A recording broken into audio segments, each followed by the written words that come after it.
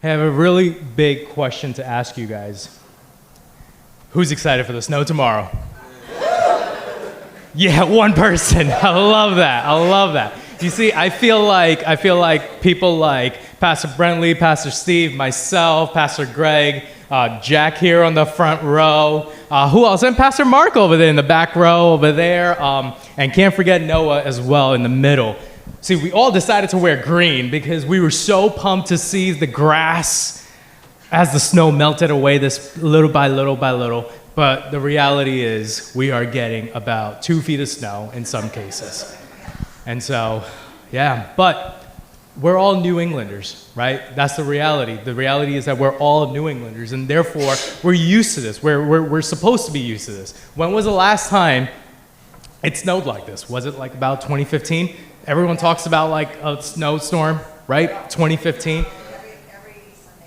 Every Sunday in January. All right, exactly. Every Sunday in January, it snowed. And I've seen pictures on Instagram reels of like the piles of snow that they had. In fact, they even have a moment of a countdown of how long that pile took to melt, which is wild. It took a couple of months. Fortunately for me, I was not here in New England. I was in Australia during that snowstorm. So I saw what was happening. And whilst you guys were getting the snow, we were out on a beach over there, which was fun, which was great, which was awesome. And little did I know that my season in Australia would come to an end and I would be going to New England. So joke is on me. God was probably laughing as I was laughing 10 years ago. But the crux of that is that even though I was sitting on a beach, even though 10 years ago, I was having the time of my life. I was personally, not literally, but figuratively, in a closed box. I was in a room. I'm gonna paint this out for you. It was in a room that had no windows. It had a door. It had a doorknob. But I was in a closed room with a door, with a doorknob, that had a keyhole in it. But for some reason, I felt like I was stuck in that room. That room had a name. It went by bitterness. See, what ended up happening was when I left New York to go to Bible college out in Australia, I was encouraged to be around a couple individuals that, as Pastor Tyler calls, these individuals know the who's who of the Christian zoo. And I was told that if you hang around them, they'll take you places. They'll show you other leaders and pastors and who to be around. And as I was hanging around with them, I started to realize I was not fitting in that crew. And the more I hung around, the more I realized I'm not part of that crew. And as that started to happen, I also realized that I was getting falsely accused of certain things. For example, my first year in Bible college, I was scheduled to give a small talk just in front of, not a Sunday preaching, but it was a small talk in front of just the students. Now the students, we didn't have that many students. We had about maybe 100 or so students. And it was just a small talk, maybe 15 minutes. As that day came and approached closer and closer and closer, my name went off the list, and I had no idea what had happened. And I'm like, okay, it's all right, no big deal. And then I realized that some of the relationships that I did build with some of the pastors and leaders, those bridges were getting burned. But here's the thing, I wasn't the one burning those bridges. Through the grapevine, I started hearing that the individuals that I was encouraged to be around were the same people who were falsely accusing me, with those leaders and with those teachers, to cut ties with me. And I didn't know what to do. I didn't know, how do I fight back? How do I stand up for myself when I don't have anyone in my corner? And so I started to grow bitter. I started to grow bitter of these individuals, these group of kids who were just my age, 10 years ago, we were just a bunch of 20-year-olds who were supposed to help each other, encourage each other. I mean, come on, we're in Bible college. Like, we're supposed to help each other get places. We're all on the same journey, but here they are on this corporate ladder to keep going higher and keep kicking me lower and lower and lower. This bitterness started as a seed, grew into a plant, and lo and behold, by third year, it was a tree. And that tree was inside that room that I had closed the door. I had no windows in that room. I had no breathing space. In fact, I even went as far as closing all those relationships that I could have had in those 3 years. And it was a facade that I put on for 3 years, saying, my life is great. I'm doing well. But deep down, I was hurt. I felt betrayed. I was falsely accused. I wonder if you have ever put yourself in a room like that, where you have been hurt. Maybe something in the past so terrible has happened, maybe in childhood, maybe in marriage, maybe in a relationship, maybe at your job, where you put yourself in a room where you don't want to talk to new people anymore, where you don't want to trust that new person, you don't want to trust that new boyfriend or girlfriend, because someone in the past has hurt you. And because of someone in the past has hurt you, now you are taking it upon yourself to now put on not just walls, not just build walls, but even soundproof those walls, where no one can even hear you from the outside in, that you're in there. Well, the thing with me was that I had two good friends who turned into great mentors of mine, who said that, hey, buddy, here's the thing. We know how you can get out of this room. It's not easy, but it's necessary. You have the keys to get out of the room. You see that door, you're the one who closed that door. There's a doorknob and there's a keyhole in there. You have the keys to get out of this room. And they said that the name of the key is called forgiveness. It's called forgiveness. When I first heard that, I was like, no way. No way. I am not forgiving anyone for what they have done to me. In fact, they need to ask me for an apology. They need to apologize to me first.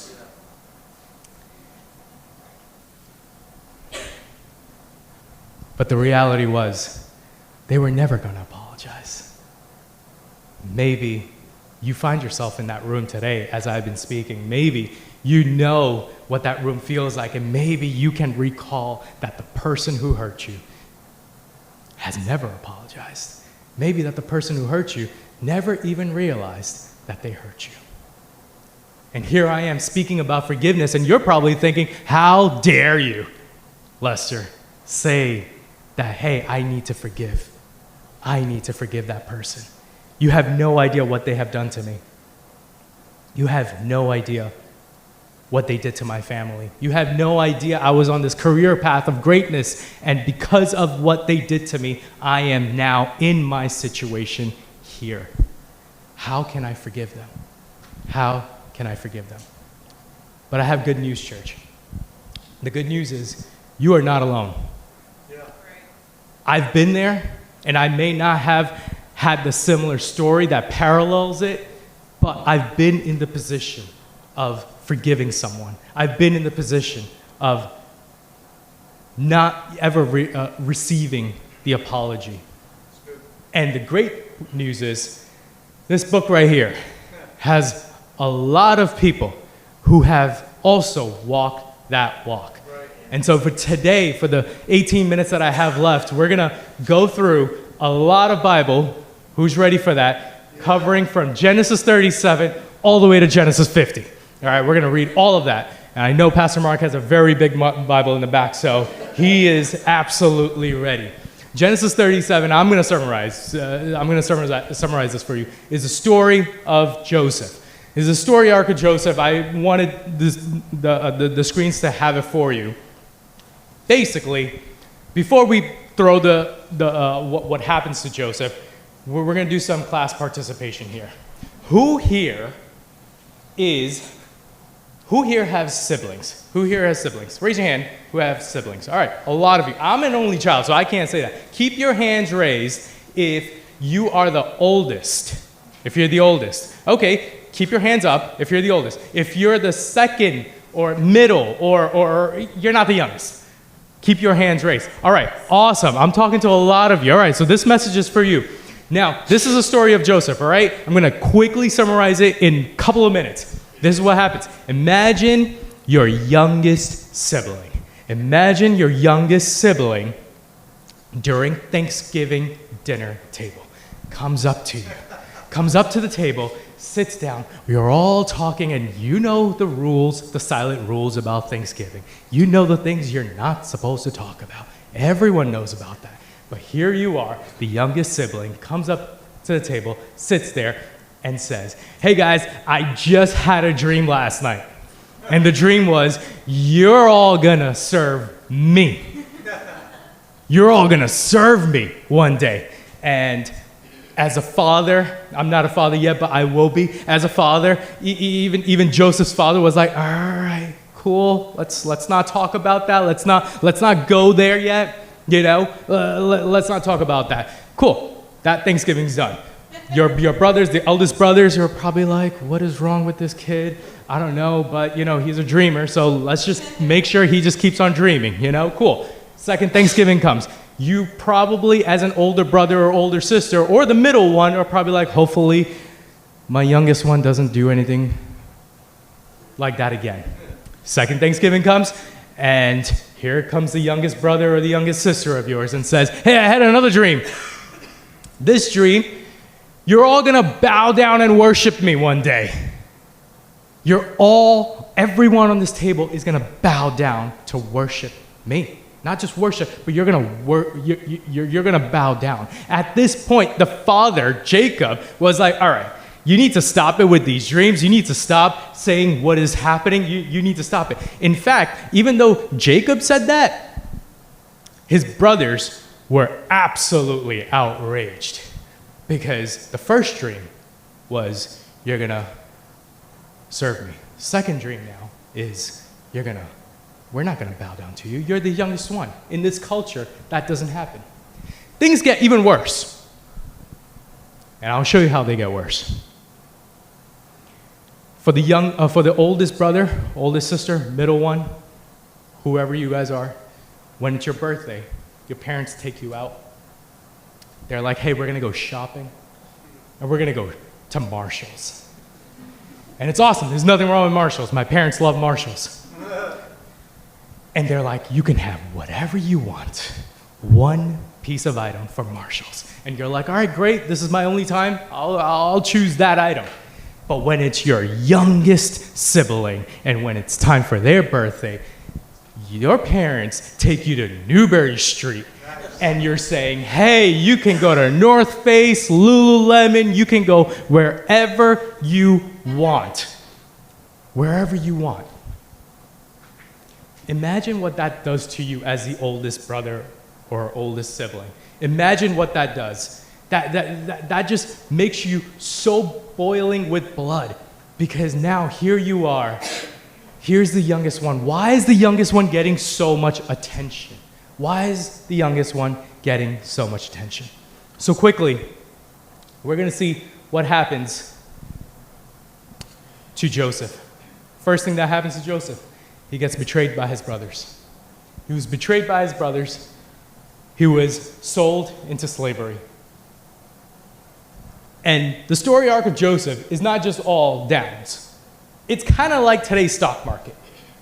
Joseph has downs that are really, really downs, and then Joseph has all-time highs. Right after being sold into slavery, the person who bought him was Potiphar, who was this captain. He was a captain's guard, and because he was a captain's guard, he basically realized that God was with Joseph. There's a passage where it says that God was with Joseph, and because God was with Joseph, Joseph had success in everything that he did. So now he is standing next to the captain, of Egypt, captain's guard. But then he quickly, in the same chapter, gets falsely accused by the captain's wife, Potiphar's wife. And he gets falsely accused and he finds himself in prison. Now he is in prison, and he wasn't in prison for just a couple of days. He was in prison for a very long time. A couple of years, in fact. Maybe 2 years, but he was in prison for a while. And he was forgotten in prison. And how do we know he was forgotten in prison? Because there were dreams that Joseph continued to have dreams. But notice, he may have been forgotten by the people that were supposed to help him get out of prison, which was the chief baker and the cupbearer of the Pharaoh. But God never forgot him. God never forgot him. In fact, Genesis 41, verse 51, we're going to put it up, says, when Joseph was finally out of prison, when he had two sons, he named his older one Manasseh, for he said, God has made me forget all of my troubles. Notice what he didn't say. He didn't say, time healed me. He said, God healed me. Time does not, I'm going to be serious with you. Time does not heal anything. Okay? Intentional work used in that time heals. If you're going to therapy and if some therapist says, hey, just give it time, run away. Because time does not heal anything. Intentional work within the time frame does heal. So then, how did Joseph do it? How can we, if we find ourselves in that closed room, how do we get out of it? How did Joseph do it? I'm going to say a phrase that is going to rub off really wrong, and that is, closeness grows where grace flows. Come on, repeat that. Closeness grows where grace flows. Within the next 10 minutes, I'm going to give you 3 points. And in these 3 points, you're going to see how this closeness grows as the grace flows. Number 1, grace forgives what bitterness would destroy. Grace forgives what bitterness would destroy. Now, we need to answer what grace is. And this is grace. Grace is the free and undeserved favor of God that saves sinners, forgives their sins, transforms their hearts, and sustains them by divine power through Jesus Christ. I'll summarize this for you. Grace is God's unearned favor. We do not deserve it. It was a free gift given to us. It's God's saving initiative. This is why we're here. This is why Christ came. I'll get onto that. God's forgiving mercy, God's transforming power. There is power in grace. And God's sustaining strength. Grace is both pardon and power. All right? Grace is both pardon and power. There's a really cool story when Billy Graham's ministry turned 70 years old. There was an interviewer who came and asked him, Dr. Billy, you've been doing this for 70 years. You've been preaching for 70 years. Millions have gotten saved. Millions and millions from all around the world have gotten saved. How did you do it? How do you do that? And Dr. Billy Graham said, thank you for acknowledging that I've been doing this for 70 years. But I'll tell you the truth. I haven't even come close to scratching the surface of God's grace. That's how powerful God's grace is. And so if you're asking the question, well, where do I find this grace? It's right here in Hebrews 4:16. Let's read it together. So let us come boldly to the throne of our gracious God. There we will find his mercy, and we will find grace to help us when we need it the most. The first point is grace forgives what bitterness would destroy. How did Joseph do it? How did Joseph do it? I really think that when Joseph was down in the pit, when his brothers sold him out, when he heard that his favorite robe that he was wearing was going to be used as a way of a tool so that Jacob, his father, can see that Joseph really did die, when his brothers falsely accused him of doing those things, well, I truly believe that in the pit, Joseph had to make a decision to forgive. It might have been the hardest thing for Joseph to do, but he had to forgive. When Joseph, after slavery, after being sold, after being next to the captain, after being the Potiphar's right-hand man, and seeing that Potiphar's wife was chasing him around, and he was a noble man of noble character, and therefore he did not sleep with her. Therefore, because she even falsely accused him and he goes down into prison, he had to make a choice to forgive her. He had to choose forgiveness. Church, here's the cold, hard truth. Forgiveness begins long before reconciliation. Joseph had to forgive them in his heart before he even saw his family, before he even saw Potiphar's wife again. He had to forgive them. He wasn't waiting around for an apology. He had to forgive them. When my two friends asked me that, hey, you need to forgive these individuals, and I said, no, I can't do that, I knew that it was burning within me because I knew I had to. There was an inclination that I have to forgive them. But how can I do that? They hurt me. Maybe for you, maybe you're hearing those words and saying, I don't know. I don't know, Lester. I don't know about this message. This one's a little too hard.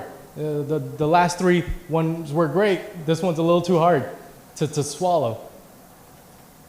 Church, forgiveness is not saying that it didn't hurt. Forgiveness is saying that my God is bigger than who hurt me.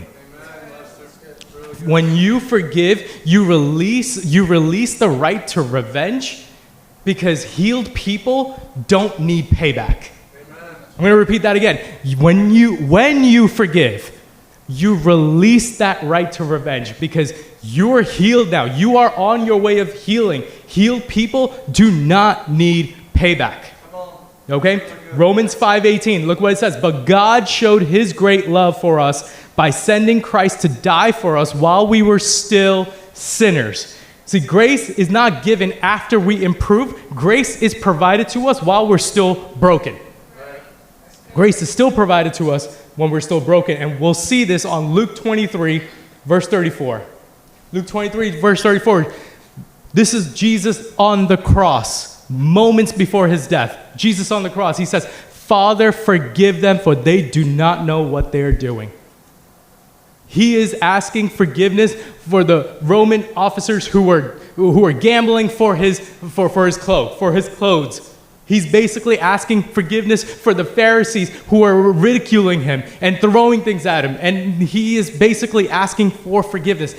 This is Jesus, church. If there is one man who could have ended everything in that moment, ask his Father to forgive them, how much do we need to then forgive the people? Church, forgiveness is the key that opens the door. Forgiveness is the first step. Forgiveness is the key that opens the door. But that does not mean you give the keys to anyone. You put those keys right back. You've opened the door. You've stepped out of that room. That's the first step. Number 2, grace heals but tests for change. Grace heals and tests for change. We're going to quickly look over Genesis 42 to 44. I'm going to really summarize it. Genesis 42 to 44 is very interesting because now we see that Joseph is out of prison because he had a dream. He didn't just have a dream. It was Pharaoh who had a dream. That Pharaoh's people, the amount of people that the advisors that were counseling Pharaoh couldn't even interpret this dream. And one of the people that interpreted, one of the people that Joseph helped down in the prison, he finally remembered him and said, hey, there's a guy in the prison who can interpret dreams. Church, I want you to know this. Joseph was a dreamer. DreamWorks even made money off of this by making a second prequel to Prince of Egypt, calling it Joseph, the King of Dreams. Joseph was not just a dreamer, but Joseph multiplied his gift by interpreting dreams. Joseph wasn't just a prophetic dreamer now, he was a prophetic interpreter of dreams. And this might be a word for someone, and the dream that Pharaoh had was wild. It was talking about 7 years of prosperity and 7 years of famine, and Pharaoh didn't know what this even means. And so Joseph goes and interprets this dream, and he says that, hey, for the next 7 years, we're gonna have some really good things happening to this land, but we're not just gonna waste it all. We're gonna keep some, because the next 7 years, after following these 7 years, there's gonna be a great famine, and this city is gonna be the city on a hill where people are gonna come from everywhere else, where we're gonna need to provide. This might be a word for someone here today. You might be in a prosperous season. Prosperity doesn't just equate to money. You might be in a prosperous season, and God is saying, hey, I want you to be generous. I want you to plan for generosity for the next season, because God is going to use you and work through you from what he provides for the next season for someone else. And so this famine comes, and with the famine came Joseph's family. Joseph's brothers, everyone in the land heard that there was food available in Egypt. So Jacob sends his brothers saying, Jacob sends his kids, those older brothers, saying, hey, I want you to go to Egypt. I want you to pay whatever we need to pay, bring back food. And of course, who's in charge of the storeroom? Joseph. Joseph was Pharaoh's right-hand man, who was in charge of the storeroom. And Joseph recognized his brothers, but his brothers could not recognize Joseph. Why? Because forgiveness transforms your image from the inside out. Really good. It's not that he was wearing the greatest Egyptian clothes. It's not that he had on incredible makeup. It's because the brothers couldn't even recognize this is our brother who we sold out. This happens again. This is a parallel event that foreshadows when Jesus came back from the dead. When Jesus was raised back to life again, and he was on a road walking with two random dudes. It's a beautiful story. A road to Emmaus is what it's called. I believe it's in Luke. I think it's in Luke. I gotta check. It's a road to Emmaus, and these two guys are walking, and they're walking because they just celebrated Passover. They're walking back to Emmaus, where they're from, and Jesus just comes along. And they're like, "Hey guys, what's going on? Why do you guys have such sad faces?" Like, "Oh, hey, our Messiah they just killed him." And then Jesus just unpacks everything. They started talking for hours and hours and hours, and then by the time the daylight was ending, Jesus was just about to go somewhere else, and all of a sudden, they're like, no, why don't you come in? Why don't you break bread? Come on, why don't you come in? Why don't you break bread with us? Stay with us. And as Jesus broke bread, he had to reveal himself. It's interesting that they did not know that it was Jesus walking with them for all these hours, talking about the entire scriptures, all the way from Genesis to that moment. And then they said this incredible line, "Were our hearts not burning?" Knowing that this was Jesus. See, Jesus' image was so transformed because he did one act on the cross, and he forgave all humanity, past, present, and future. That transformed his image to the point where he had to reveal himself to the people. His image was transformed. So what does Joseph do when his brothers come? He didn't reveal himself immediately. You know why? Because forgiveness does not mean you require trust immediately. Right. Let me put it another way. Forgiveness does not require immediate trust. That's really good. You need to guard yourself. You need to guard that sanctity. And notice what he did. He tested them. He tested them by saying, hey, you have a little brother, right? You must have a little brother. And they were like, yeah, we do have a young brother. His name's Benjamin. We'll call him Benji for the sake of syllables. Why don't you bring him over and why don't you keep him here while you guys go back with the food? And it was Judah who stepped up to this moment. Judah, one of the brothers, he spoke on the behalf of all the brothers, and Judah steps up and he says, I can't let you keep Benjamin. My father will perish if he does not see Benjamin again. I can't let you do that. Instead, let Benjamin go with my brothers. I will take his spot. See, Judah understood sacrifice now. And because of that, something incredible happens.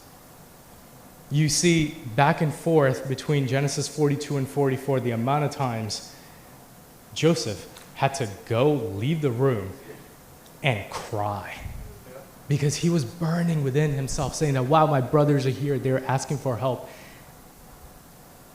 And here I am at the liberty to provide help. He cared so much about his brothers. This is a quote from a great theologian and commentator, Matthew Henry. It says, grace flows from God's goodness alone and produces change in the believer. You see, Judah stepped up and showed transformation. Now, we might read this and we might think that why was Joseph being petty? Was Joseph being petty? And the truth is, he was guarding his heart. There's a book called Celebration of Discipline that my wife and I have been reading. And there's a long quote over here, so you can take a picture of it, but I'm going to read it for you. It says, one of the fruits of silence is the freedom to let God be our justifier. See, Joseph knew in that moment that he had to stay silent for a reason. There is a story of a medieval monk who was being unjustly accused of certain offenses. One day he looked out of his window and saw a dog biting and tearing up a rug that had been hung out to dry. As he watched, the Lord spoke to him saying, this is what's happening to your reputation. But if you will trust me, I will care for you, reputation and all. There might be a word for you in here that you need to trust God because God is looking after you and your reputation. He's going to fight for you. We see this again with Jesus and Peter. Jesus called out Peter saying that, hey, you're going to deny me 3 times. Peter's like, no way, that's not going to happen. A little girl comes up to Peter and he runs away from her. He lies about Jesus 3 times. What happens after Jesus and Peter encounter themselves after the resurrection? Jesus tested Peter. Do you love me? 3 times he asked that question. If that was me, my 3rd time, I would have been like, come on, Jesus, I love you. I'm sorry, I love you. But what was amazing was that Jesus recommissioned Peter. He didn't bring back, hey, you did this to me while I was dying a couple of days ago. Let's go back to that statement. Forgiveness is the key that opens the door, but wisdom guards the room. But wisdom guards the room. That was the second part that I didn't throw in there. Grace forgives, grace heals, and my last point in really 2 minutes. Grace restores closeness.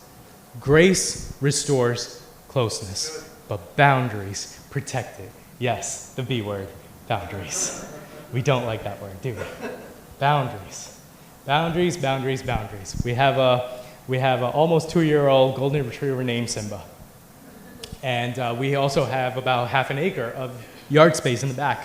Now, I know when I'm crossing the boundary into my neighbor's yard. Reality is, to him, everything the light touches is his. And therefore, he has no idea when he's doing number 2 on our neighbor's yard. Right now, it's snowing, so I don't have to worry about it. But that snow is going to melt, and I will be paying the cost. Yeah. Boundaries. We don't like boundaries, do we? For the young people that are in this room, have boundaries with your parents. Trust me. And the older folks, don't be offended by the fences that they put up. Notice, boundaries are not walls. Boundaries are fences. When you come out of that room that surrounded you with walls, with no windows, when you come out of that room, you need to guard the space that you're in. Put up some fences. It's okay to put up some fences. It's okay to do so. Joseph did it himself in the last point that we saw. And because Joseph did it so well, in Genesis 45, Joseph quickly revealed himself. See, it was burning him. He really wanted to let them know, guys, it's me. I'm your brother. It's me. It's okay. I've forgiven you. I'm not just forgiving you here again. I've already forgiven you. It's okay. It's okay. Truth is, reconciliation started. You see, Disney makes a lot of money on reconciliation stories. And DreamWorks definitely did make a lot of money on that one because reconciliation truly started. The word got around really quickly. In the later chapter of Genesis 45 and 46 and 47, you'll see that Pharaoh heard what's going on. Pharaoh's like, no way, you're the brother? Wow, you're the one that they sold? No way. Can't believe this is happening. You know what? Since you've already forgiven your family, why don't you bring them over? Come on, relocate them. Bring them all over. Reconciliation begins. Jacob can't believe it. The father can't believe, wow, you are alive. I thought I lost you. And I thought my youngest one would be gone too, but no, you're alive. My whole entire family's alive. But something interesting that I want to point out about grace restores closeness is that whilst we have a beautiful reconciliation story here, my story doesn't have a reconciliation. You see, grace is needed for reconciliation, but you also need grace to release the person. There are stories within our church, within you, that you might need to release that person. And there's grace available for that. Not all stories end with reconciliation. Some need to be released. Some people need to be released. Remember what I said? When you forgive that person, you release the right to revenge. Because healed people don't need payback. It's time for you to release that person. Maybe, just maybe, I don't know what's going to happen with those individuals that hurt me 10 years ago. Maybe in 20 years, 30 years, 40 years, we might reconcile. And maybe not. But within those last 10 years, I had to make that decision. God, I release him or her that have hurt me. I release the hold that I'm holding on to them. For no reason, I release them to you. I want to grow close to you, God. And in order to do so, I need to release them. You need to release them. Joseph brought the entire family into a new structure. In this new structure in Egypt, he introduced them to what healthy boundaries look like. Hey, we don't do what we used to do over there. We don't talk down. We don't bash people. We don't sell people into slavery. We do things this way. It's new. They had to relearn an entire language. But notice something.